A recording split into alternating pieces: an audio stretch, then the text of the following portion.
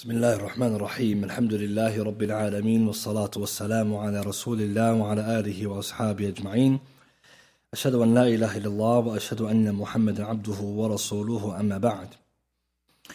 Continuing our lessons on the practical guide to seeking Islamic knowledge. Before Ramadan we were talking about the different sciences a beginner has to study, and some advice about how a student of knowledge organizes their time, their lessons, their memorization, etc. And we also spoke about some of the pitfalls of seeking knowledge, which leads to people either not obtaining their goal or leaving off the objective of seeking knowledge. And today, inshallah, we'll try to summarize some advice from the ulama in relation to the seeking of knowledge and the subject matters. And inshallah next week then we can begin something new. Because of the time we don't want to spend more time explaining which has already been explained by the ulama. It's clear what we're supposed to do, we just have to do it. And that's the key to seeking knowledge. You have to do what the ulama they advise us. Rather than talking about knowledge, we do knowledge, we seek it. But I want to talk about some of the important things to do with not just the subjects, but some of the reasons sometimes students may end up not achieving what they're intending to achieve.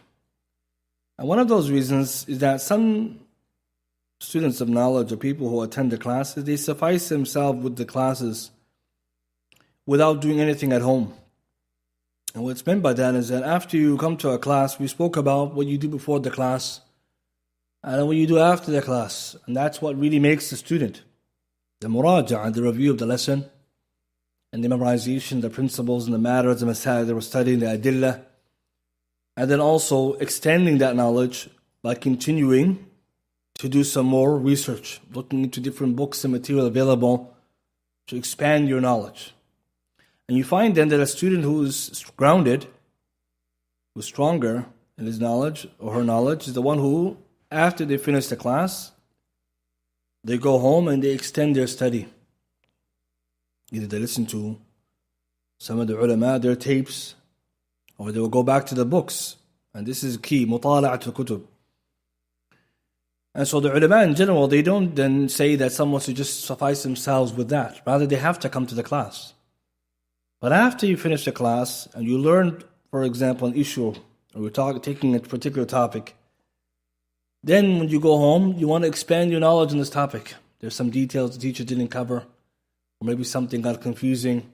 This is the extension that you're supposed to and expected of you to do. And many times you find some people, they don't do that. Especially they will come to the class and mashallah, they will come next week to the next class, and between the two classes there was nothing. Then it's not possible then, brothers and sisters, how we're going to learn knowledge if we only open the notebook every Friday.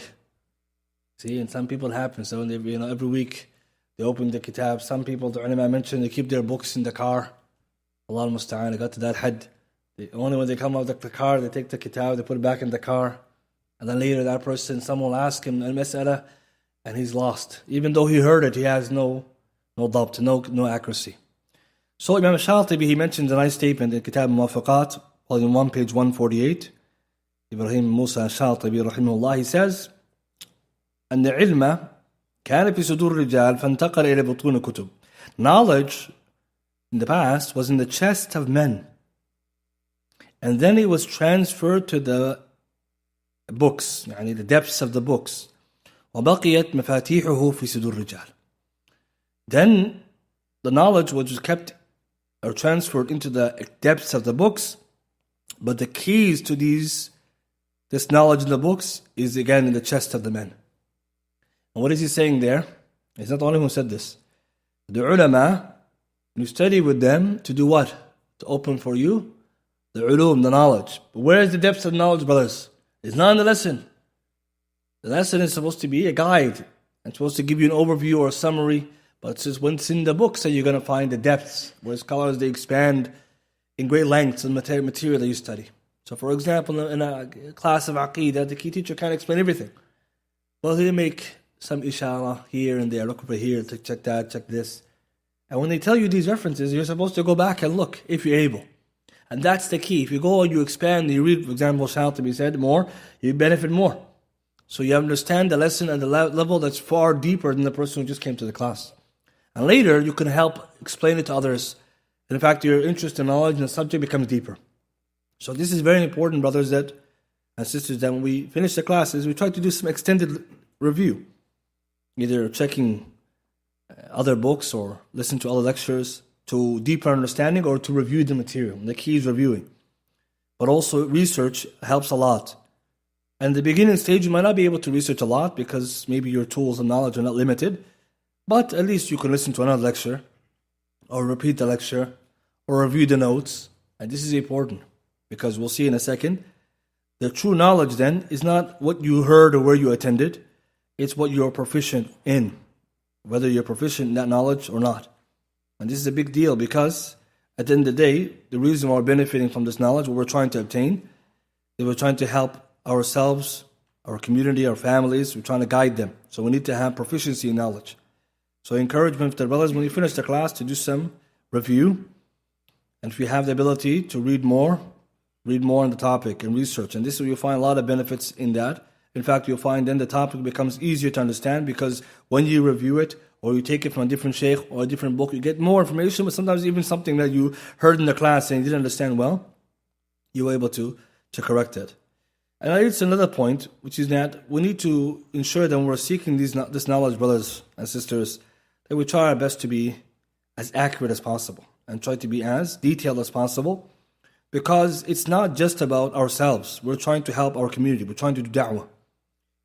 And that means then you have to study it properly. When you cover a topic, you try to make sure that you understood it well. And if you didn't, then you review it or you analyze it or you do what you need to do in order to understand it. It's not sufficient for you to hear a lesson and you didn't understand something and you didn't do anything about it. And this is often the case that some people, when they finish the class, if something was complicated or unclear, well, instead of asking questions, they may just come back next week and then more knowledge is added in the topic and then you become lost. You fall behind because you didn't do any review and you didn't do any clarification. So it's very important, brothers and sisters, we have to be very careful with the knowledge. Try your best to understand it and try to complete that topic as best you can. For later on, when someone asks you or you need to review the topic, the notes you're taking and the things that you're trying to do, mashallah, they're going to be a marji', a reference for you.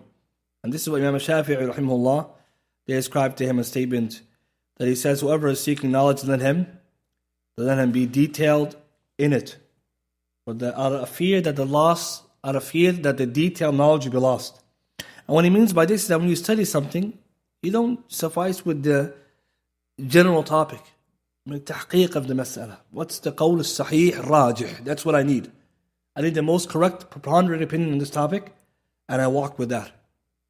Because there's no benefit you tell someone it's khilaf ulama and that's shit. You leave them in nowhere. Right? The ulama differ, that's it. Assalamu alaikum. And no one needs that. And this is not sufficient. Someone asks you a question, then I ask you about ikhtilaf. That's the qawl al-sahih. Otherwise, if you don't know, then you say, I don't know. And we find that sometimes this is the trouble.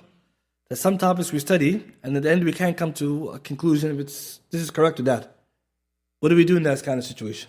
We keep studying until we get to something which is more correct. Or you might go with a particular opinion of a sheikh, or the jumhur, the majority. You find a way to make tarjih, following the rules of that. But if you can't do that, then you try to continue to understand, okay, how can I understand this issue? What am I going to worship Allah by? Or with in this topic? But what's happening sometimes is that we study a subject and we didn't really take enough time to conclude it. And then comes the problem when someone asks you in reference to it, and you're not able to give them anything that is, right, sufficing. It's not good enough. And this is the problem we find today, that tulab ilm, students of knowledge, they're not just people who seek knowledge. We're supposed to be du'at and reference points in the community. People are going to ask you, فَسَوْفَ تُسْأَلُونَ, you'll be asked. Because people see you, so you come to the classes, right? Okay, I want to ask you. They're not going to say, where's the one teacher of the class? Because all of us, that's how we're studying. And that's the kind of accountability we need. All of ourselves, when we come to the class, we're taking the notes, we're trying to understand this topic because I'm going to be asked the questions. And inshallah, time will come, well, you hope to be able to answer them.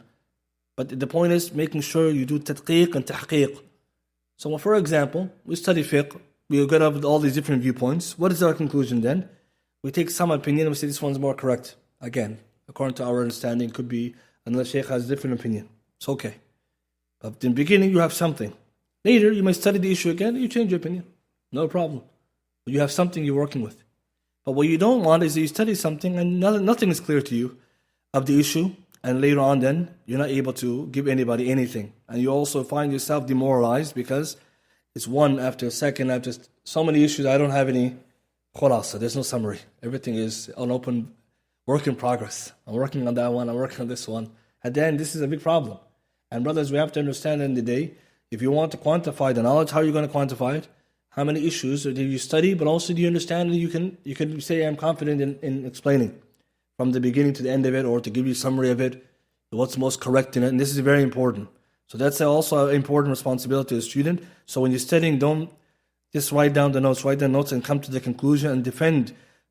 Take some view as a stronger view and find out which one is stronger. Which leads us then to the topics that are in front of us. The ulum that we're trying to study, brothers, at the end we said the ulum ghaya wa ulum ala, right? Subjects which are instrumental and subjects which are objectives. And the objective knowledge, ilm tawheed wa ilm al-fiqh, ilm tafsir wa ilm al-hadith, we said. Tawheed, the knowledge of tawheed, the knowledge of fiqh, the knowledge of tafsir, and knowledge of hadith. These are the ulum, we said, which are the ghaya, the objectives. We're trying to reach that goal where we learn everything that we need so we can apply our knowledge to that. Like study fiqh in detail, study aqeed and tawheed in detail, beyond the basics. But then there are the tools you need, ulum al-ghaya, the ala, the tools, instrumental tools to get there. And those are the ones that we should spend our time on, which are ilm al-lugha, right, Arabic language and all of its surrounding knowledges. Ilm usul al-fiqh, the knowledge of usul al-fiqh and its surrounding knowledge, يعني qawaid al-fiqhiyya, all that. Maqas al-shari'iyya, sharia, all that kind of things. And then ulum al-hadith, or mustalah al-hadith.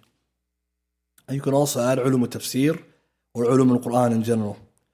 So those subjects are the ones you will learn in the beginning to get you to be able to do the higher subjects. You study the science of the Quran in order to do tafsir, for example. Again, although you need to know all the sciences of tafsir, truth be told, you know all of them. But in the Arabic language, etc. So at the end, the student should focus himself on those subjects. And that's what most of us, alhamdulillah, we do with our time. We spend our time on that. But also, we need to understand that we need to speed up on that angle as well. That some of the subjects which are considered ilm al-ghaya, or ilm al-ala, the instrumental knowledges, some people, they spend excessive amount of time in them. And this is another bottleneck that creates problems for the student knowledge. Some students, for example, they're studying usul al-fiqh and they're not getting nowhere. Right? It's like the wheel stuck in the mud, and he's going around. And this is because the subject he's trying to study, he didn't understand maybe in the beginning. What is it that he needs from it to do to fiqh? Again, usul al-fiqh is for what? This helps you to study fiqh. Not all of usul al-fiqh is needed.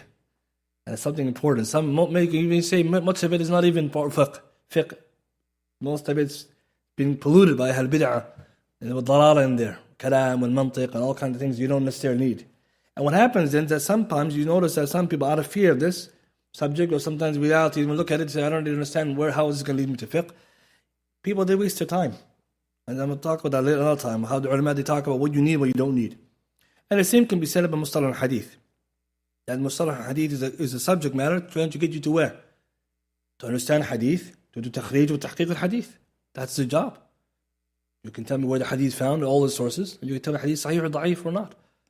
But if you study usul al-hadith and you don't know what to do takhrij wa tahqiq, then really it's not amaliyan, right? It's not really practical. It's just a nadhariyya in your head. And you find this too, right? Somebody might know a lot about the different categories of hadith, and they put him a hadith in front of him and he doesn't know where to go and where to start. And this is the problem as well that ulama have found, and we'll talk about that later, that we need that practical side. Inshallah, we'll cover it as well. More practical, usul al-fiqh in a practical manner, hadith science in a practical manner. So the ulama, they mentioned this because at the end of the day, we need to be able to take this knowledge and get to the ulum al-ghaya. If we can't, then we're not really going anywhere in this. And the same can be said of Arabic language, right? It's a depth, right? The Arabic language is ocean. What do we need? Enough that we can correct our tongues, enough that we can read properly, and also enough that we can study different subjects and understand what the ulama are saying and arrive at the right conclusions. Otherwise, going in depth in these knowledges, some of the ulama, they are disadvised of it. For example, becoming excessive in nahu beyond what is necessary. Why? Because in the day, it's not going to benefit you. Because we know some of the great Arabic grammarians, they were masters in grammar and they were not good in Aqidah. It's a case. There are many like this. They were very good in Arab grammar, but Aqidah was no good. In fact, some of them were Mu'tazila. And some of them were out, right? Out there. So the ulama, they advise then to take what you need. For example, Shaykh al-Islam ibn Taymiyyah and Ibn al-Qayyim, they talk about that, amongst others, and they quote the Salaf as well. When it comes to Arabic, take what you need and don't go excessive. And the reason why they mention this is that if the subject matter you're trying to gain is enough, to do i'rab, for example, or you want to do morphology, sarf, in order to be able to do tasrif properly, then you get what you need, and then later on you could add what you don't. And balagha, for example, these are deep knowledges. But the question is, are they going to be instrumental to get you to the ilm al-ghaya? That's the key. Ilm al-ghaya is what you said, you want tafsir, right? How much do you need to do that? That's the question you should be asking. Now, I'm going to study that subject, you sit there for years, and you didn't do anything else. And it happens. Some people, they mastered all this, at the end they didn't master anything else. And it's not correct because it will also take you away from your goal. You want to be able to explain the hadith of Rasulullah and explain the Quran. So we try to advise the brothers that as well when it comes to these subjects, figure out in the beginning the roadmap and then take the action that's necessary. Because there is different ways of doing it, but the ulama, they advise as well being mindful of the end goal. And again, sometimes when you see the scholars advise it, they're very clear. Don't waste your time in going in depth and be careful of some of the mistakes people make, right? Which is they just spend too much time on it, or they're not even spending any time on it. It's another mistake. People just skipping these subjects and say, I'm going to study ulum hadith. Well, the hadith you're going to study, and you don't understand the subject, science, right? You're not going to really benefit. And I want to also talk about some things that the student knowledge has to be mindful of, which is also the character. Tulab ilm, they're role models for the community. Right? We like it or not, right? We're seeking knowledge, you're doing ibadah, you're a role model. People are going to look up to you. So we also have to make sure that akhlaq and the tazkiyah, the purity of our hearts, is also there. That cannot be said, can't go without. And you find that sometimes that can also ruin the student knowledge. Who's successful, who's going the right path, but due to these other, we can call them ailments in the heart, that akhlaq, then no one's going to benefit from you. For example, ujub al-nafs, being amazed by oneself. It's a common issue for anybody who seeks any knowledge or any benefit. And you start thinking yourself somebody's beneficial. At the end of the day, we know all of this from Allah subhanahu wa ta'ala. We have to be humble. And humility is key. And how do you keep yourself humble? Well, you know, whatever you know, فوق كل ذي علم عليم. Above everyone who has knowledge, one more knowledgeable, Allah is the most knowledgeable. Allah is the creator. But we know there's people, ilm is darajat, right? And tabaqat. So we know there's levels. So if you feel yourself, I know something more than this, just know that in comparison to somebody else, I know nothing. So the people want to benefit from you if they see that you are a person who has good akhlaq and has good manners and who's eager for the people's guidance. And it's very important. We have to be eager. And this is key because when you're seeking the knowledge, all of this is supposed to give you the tools, the know-how to do what? To guide the people. Isal al-haq al-khalq. To bring the truth to the people. That's the da'wah in Allah. But imagine you know all this knowledge, but your akhlaq is no good. The people will leave you because you either forget about the knowledge. Very few people maybe look over and say, well, this guy's knowledgeable. Because people, unfortunately, they judge based on what they see. So it's very important that we also make sure we work on our tazkiyah, our hearts, and our akhlaq, softness of our hearts, reality, the knowledge is hujja laka aw alayk, proof against you for you. Also, we have to be careful of surrounding ourselves with people who are not going to aid us in that. And maybe there's some people who have certain qualities which are not beneficial. We should avoid that. We should also be mindful that we don't seek knowledge for other ulterior motives. Right? Because it's easy to get distracted in the path. So for example, the ulama advise against people seeking knowledge and mixing with money. Because that will take you away from the knowledge and also take you away from your objectives. Sharaf al-mal, status and money. So you don't know knowledge, someone can give you money and give you a job. If you're sincere, people are going to appoint you anyways in the position that you're supposed to be in. But the problem is that sometimes this becomes a temptation. And at the beginning, it's not something clear to you because you're just learning for Allah's sake. You come to class to do ibadah, then later someone offers you something. I'm going to give you this position. You can guide this group. I'll pay you this much. And you're thinking, like, subhanAllah, you know, little can go far. And it doesn't take much anyways, right? But as we already mentioned before, nowadays the people, they don't know much. Someone doesn't know anything get paid big money. But the goal is, what about the knowledge? Right? How are you going to gain? That's one of the reasons some people fall off, because they're taking these opportunities and distracting them from the ilm. So we must also be careful of that, and we don't have any ulterior motives. That's why the classes will never end, essentially. Why? Someone will say, when does it all end? It's ibadah, it's not going to end. من سلك طريقا يلتمس فيه علما سهل الله طريقا للجنة. It's going to Jannah. That's the goal. So the point is, this knowledge, it keeps going. And the ulama, they mention this because there's so much to learn. Ultimately, you're going one subject to another subject. There's never, okay, khalas, alhamdulillah, I reached a level now, I can just, sail to sunset. There's no such thing. And in the West, when you graduate, like, khalas. But even in the West, we do professional studies, right? You do like what they call certifications. You continue your studies. Continuing education, they call it. But here we see ilm is keep going, one subject to next, because the levels are many. And that's why it's important for the person who's seeking knowledge to read the biographies of Salaf Salih and the ulama to get inspiration. It's very important, brothers. A lot of us, sometimes we might have that problem. We don't read enough. Read Sir Alam Nubala, the biographies of ulama and Salaf. See what they did and what they went through and how they lived. And it's very advisable. Any book you read, of an author, read the muqaddimah and read the biography of the shaykh. Very beneficial. You learn a lot from those ulama, what they suffered and how what they went through. And also their stories of benefit.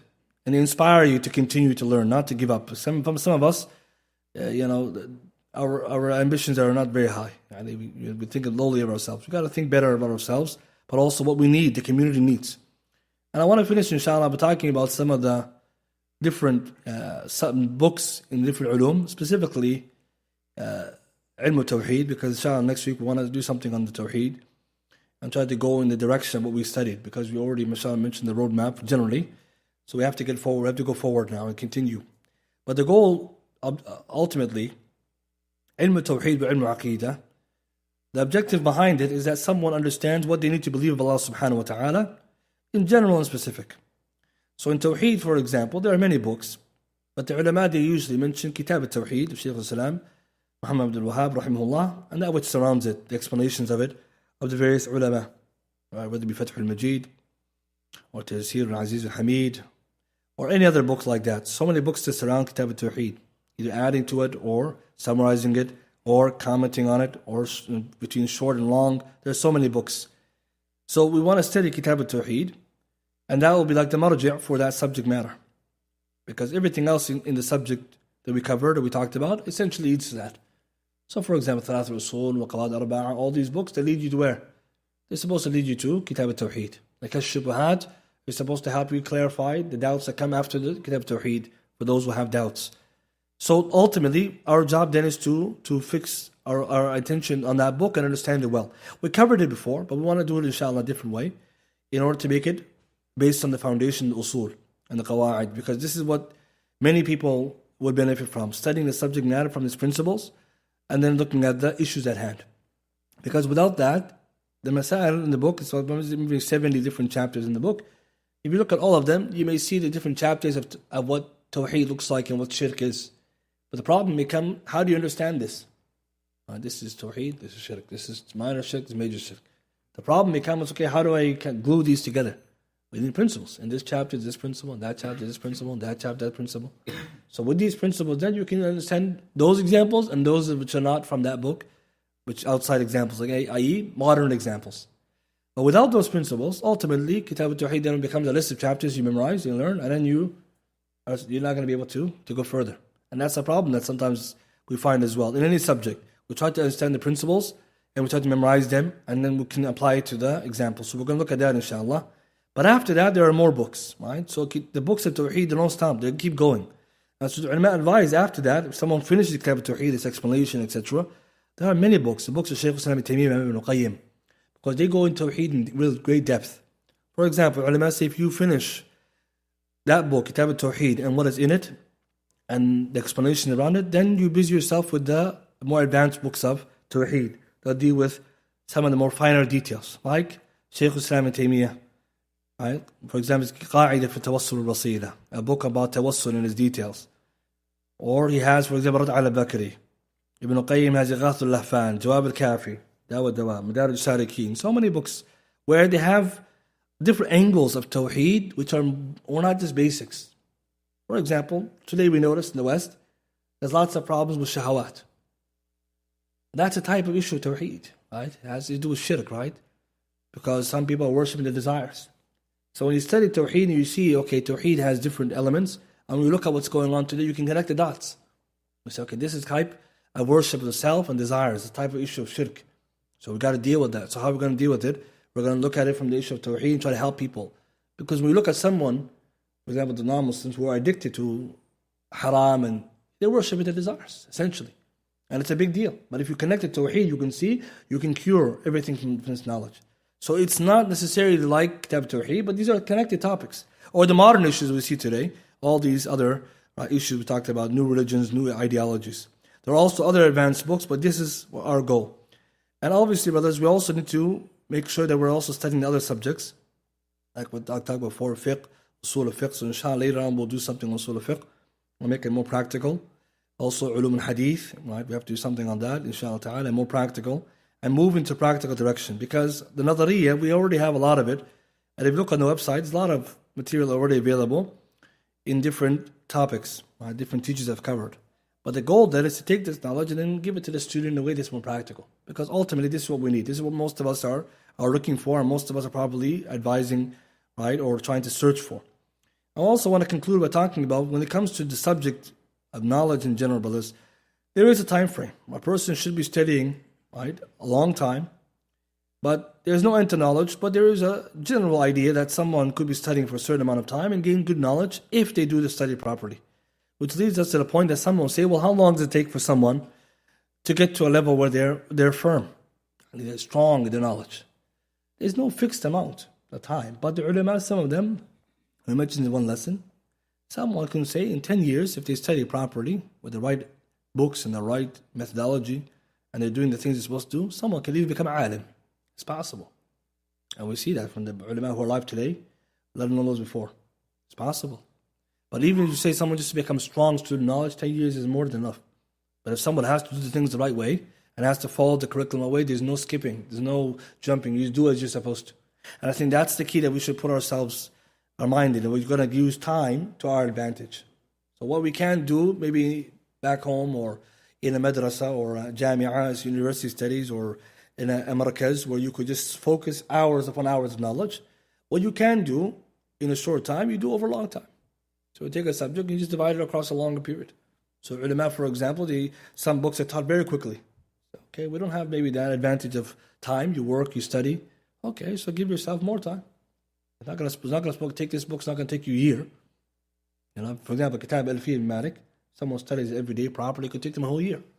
Study properly. So maybe you say, okay, I can't do it in a year. Okay, do it in 2 years, 3 years. See, you can say it's the same kitab. Someone finished maybe fast, you take it longer. What's the problem? It doesn't matter. No one's going to say how long you finished it. The question is, do you finish it? And then also, do you understand it?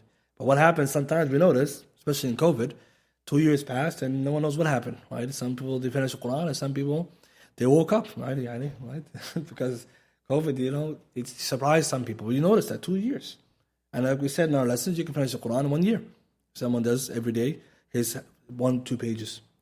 The idea is we need to use the time in our advantage. But also we need to have an objective. And this is what I want to mention about the goal of a student knowledge. What's the goal? Ulama, they mentioned that Shaykh Uthaymin, rahimahullah, the objective of student knowledge is not just to attend the lesson. Knowledge, action, the da'wah, and the patience. We know this. But the objective is you learn the deen, you learn it properly, and you defend it. That's like a difa'u deen, brothers. Nowadays, a lot of a'da'u deen. But no shortage of them, enemies of the deen, in and outside the ummah. Right? The people who have gone astray, on one side, liberals on one side, then the khawarij and the extremists on the other side, then the orientalists on the other side. It's all kinds of people. And sometimes you wonder, when you look carefully, who's going to respond to these kinds of troublemakers?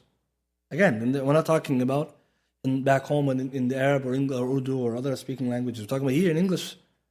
Because some of the enemies of Islam are uniquely speaking English. They're not speaking another language. So sometimes you wonder also, student knowledge has to have that kind of high ambition. These people who you see today who are talking about the Quran and Sunnah, we know the Quran and Sunnah, they know nothing. But sometimes you wonder, what are we going to step up to that plate? Who's going to do it? And it's very important, brothers, you pay attention to this point, defending the deen. Today there are people who don't understand, for example, how Sahih Bukhari is Sahih. There has to be some lesson on that. How is Bukhari Sahih? How do we know that? Because some people out there saying Bukhari is not Sahih. I mean, they're lost, right? They go against the Ijma' al-Ummah. But the point is, how can you substantiate to this concept to somebody? It's important because, again, we know Bukhari is Sahih, but this is the question on the table now. And there are other people who have other issues, right? Again, there's no shortage of Orientalists who are writing and taking advantage of the Muslims' ignorance in certain topics. So that's another thing that we should pay attention to. Your goal, Defend the deen, brothers, and that's important because some of us, inshallah, we've been sitting and seeking knowledge for a long time. We need to have that ambition and then get involved in different activities, da'wah, whether it be writing, lecturing, etc. It's very important because the ummah, there's no shortage of people who are in need. And there are so many people who are ignorant, who are in need. And I finished by benefit Shaykh Salih al-Shaykh, he mentioned, Hafidhullah Ta'ala, and his Sharh Hamawiyya, he mentioned a fa'idah, I think it was Hamawiyya. He mentioned once he was talking about one of his classes, and he mentioned that, look, how many people are in the class, was a big class. He said, a lot of people here, but some might say, mashallah, the students of knowledge are many, but it's not, he said. How many Muslims are there? Right, something like almost 2 billion. And how much tulab ilm ulama are there? See, we don't need just 1,000. We need more, 100 million, we need 1 billion, 100 million maybe, or more. Right? If you think about it, 1.9 billion people or more of the ummah. And some may say, mashallah, 1,000. 1,000 not enough. And this is sometimes what happens, we get diluted by those numbers, right? Some may look online and say, mashallah, the Islam is growing. Yes, and where are the guides? Where are the people who are standing there helping them? So at the end of the day, we need thousands upon thousands of people, and each one of them is supposed to do a job. But when you look carefully at the community, you notice that that's the problem. The effort that's going to be taken to do that is not equivalent to the amount of people maybe taking Islam. Shahadas are increasing, and the people who are going to teach them the deen are not increasing at that rate.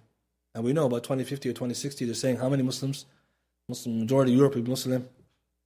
So, inshallah, we need to make sure we have that many du'at ready. You see, the challenge is big. And within our own cities, we can notice that. It's not about, for example, how many people come in Jum'ah. That's not the question. The question is how many people are there who can answer the question to help the people, guide the people. Because the situation is dire. And you will only notice that if you see what's happening on the ground level. People, what they're asking, what they're doing, and you wonder, La hawla wa la quwwata billah. Who's going to help? Shaykh Muqbil Rahimahullah used to say, we need 1,001 Shaykh bin Baz and Albani to solve the problems of our ummah. 1,001 brothers. Albani and Baz, nobody else, that level.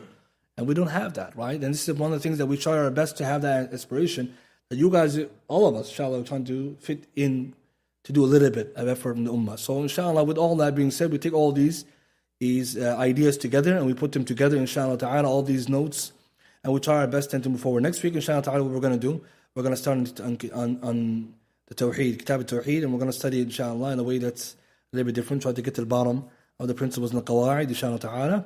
And that way, inshallah, it'll be strong for us, a strong knowledge, and then we can build on that, and we can see how this knowledge will help us progress forward. Because ultimately, there's a way, inshallah ta'ala. Anyone has any questions, inshallah, it's open, inshallah. Yes.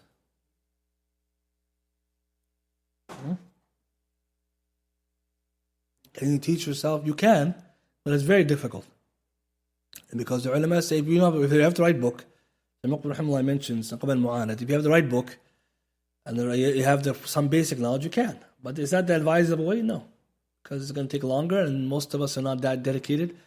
So it's better to get a teacher teach you. It makes faster, and it gives you greater benefit. But there are some things that we should try our best to do. Like we said, read. Some things the teacher can't teach you.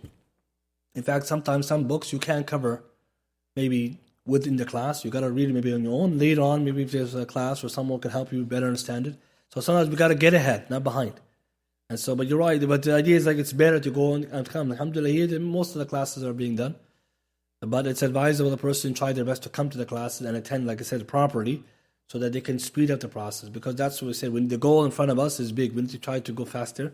But if we talk about the self-study, it's possible, but it's not advisable. It's not advisable. Anyone else have any questions? No question, mashallah. Yeah, nothing? طيب, inshallah. So next week, بإذن الله تعالى, كتاب التوحيد, we're going to look at that, inshallah ta'ala. Right now, we'll do some Arabic, بإذن الله تعالى. سبحانك وبحمدك أشهد أن لا إله إلا أنت أستغفرك وأتوب إليك.